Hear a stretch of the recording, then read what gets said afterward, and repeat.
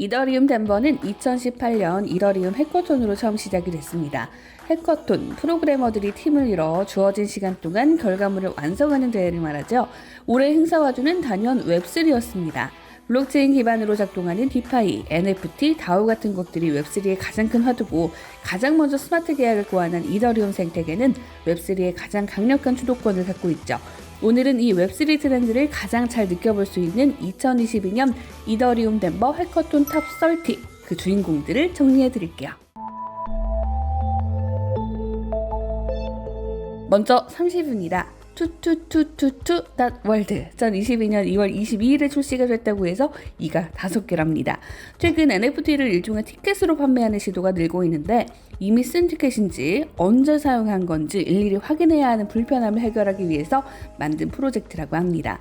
NFT 티켓을 탈중앙화 데이터베이스와 연동해서 티켓 사용 여부, 사용 시각 등을 관리할 수 있게 해주는 거죠.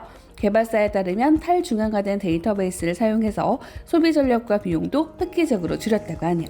다음으로 29위 콜로라도 어웨어는 블록체인 기반의 친환경 재생에너지 전력관리 시스템인데요. 콜로라도주는 친환경 재생에너지 발전에 집중하고 있는 대표적인 미국의 주죠. 문제는 이걸 관리할 시스템이 아직 마땅치 않다는 것. 재생에너지 생산단위인 그리드는 각 지역별로 분산 배치되어 있어서 블록체인으로 관리하기 최적의 아이템이다. 이 점에 착안을 했다는데요. 그리드의 전력 생산량이나 소모량은 블록체인으로 관리하고 위급 상황이 발생하면 경고까지 해결을 합니다.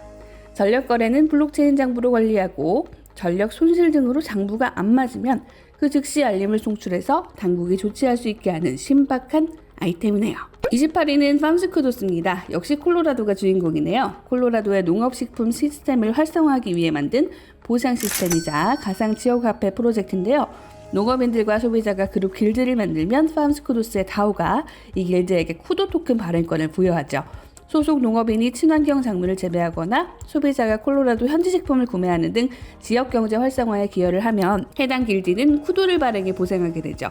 사용자는 쿠도를 통해 할인을 받거나 이벤트에 참여할 수 있게 되는 거고요. 27위 백그라운드 네트워크입니다. 많은 프로젝트들이 디스코드를 헬프센터로 쓰고 있지만 불편함이 많다는 데서 착안을 했어요. 디스코드 써보신 분들은 아시겠지만 디스코드에서 사용자가 원하는 정보 찾는 거 결코 쉽지 않습니다. 피드 형식이라 중복되는 내용도 많고 외부 공격에도 취약하죠. 백그라운드 네트워크는 이 문제를 해결하기 위한 아이디어를 세계 최대 코딩 정보 공유 사이트인 스택 오버플로우에서 찾았습니다. 이 스택 오버플로우와 비슷한 형태의 웹페이지를 만든 다음에 여기에 토큰 이코노미를 적용한 거죠. 커뮤니티 구성원들은 관련 질문을 하고 답변을 공유하면서 인센티브를 받게 되고요. 자연스럽게 양질의 정보만 남게 됩니다. 디스코드 봇은 여기에 더해서 관련된 질문과 답변을 자동적으로 연결해주게 되고요. 26위는 인투이션입니다. 현대사회 굉장히 복잡하죠. 우리는 살면서 수많은 사람들 그리고 수많은 대상들과 교류하면서 살아가죠. 한번 교류할 때마다 그 교류의 깊이와 정도는 약할 수밖에 없고요. 이 문제를 해결하기 위해서 인투이션은 ID 메타데이터라는 개념을 선보이는데요. 자신의 개인정보나 마이데이터를 토대로 ID 메타데이터를 만들어 나가는 거죠. 나 자신뿐 아니라 주변 사람들과 대상을 보다 잘 이해할 수 있도록 돕게 됩니다. 또 현대사회에서는 개인의 아이디를 확인하기 위해서 데이터베이스상의 정보와 개인정보를 1대1로 대조하는 방식을 채택하고 있는데 개인의 다른 정보가 DB상에 저장되어 있지 않다면 제대로 반영되기 힘들겠죠. 이 프로젝트를 사용하면 개인정보가 DB상에 존재하지 않더라도 개인정보 유추하는 게 가능해지기도 합니다. 25위는 두올 다운트입니다. 자, 이제는 주변에서 다오 찾는 게 어렵지 않죠. 하지만 어떤 다오가 나에게 잘 맞는지 또 안 맞는지 두 다오 중 어떤 다오가 나은지 이 다오가 혹시나 잘못되거나 잘못된 일을 꾸미진 않을지 판별하는 건 쉽지 않습니다. 두올 다운트에서는 이에 대한 해결책을 제안하는데요. 사용자들은 거버넌스, 트레저리, 토큰 디스트리뷰션, 소셜미디어, 레이팅스 이 5가지 매트릭으로 평가되는 트러스트 스코어를 통해서 이 다오가 괜찮은 조직인지 나한테 필요한 다오인지 확인할 수 있습니다. 여기서 트러스트 스코어 점수는 개인화가 가능하기 때문에 어느 부분을 중점적으로 볼 것인지에 따라서 가중치를 부여할 수 있게 되죠. 가중치를 어떻게 부여하는가에 따라서 나에게 맞는 다오가 다르게 나타나는 거죠. 24위는 아카데미 1입니다. 아카데미1은요, 블록체인 기반 교육 플랫폼인데요. 지금까지 오픈 교육 플랫폼은 단가가 정해져 있어서 교육을 하는 교육자의 동기부여가 쉽지 않았죠. 어차피 같은 돈만 받으니 더 잘 가르치고 싶은 마음이 없을 수밖에 없죠. 아카데미1은 현상금 시스템을 도입해서 교육자들의 사기를 끌어올리는 전략을 쓰는데요. 공통된 학습 목표를 가진 사용자들이 그룹을 만들어서 우리의 목표를 이루어줄 교육자를 찾는 거죠. 교육자는 교육 서비스를 사용자들에게 제공한 다음 이 현상금을 받습니다. 현상금은 완성도에 따라 차등 지급되기 때문에 교육자는 자연스럽게 고품질의 수업을 하도록 동기부여를 받게 되고요. 다음으로 23위 스큐유입니다. 스큐유는 새로운 방식의 디파이 툴인데요.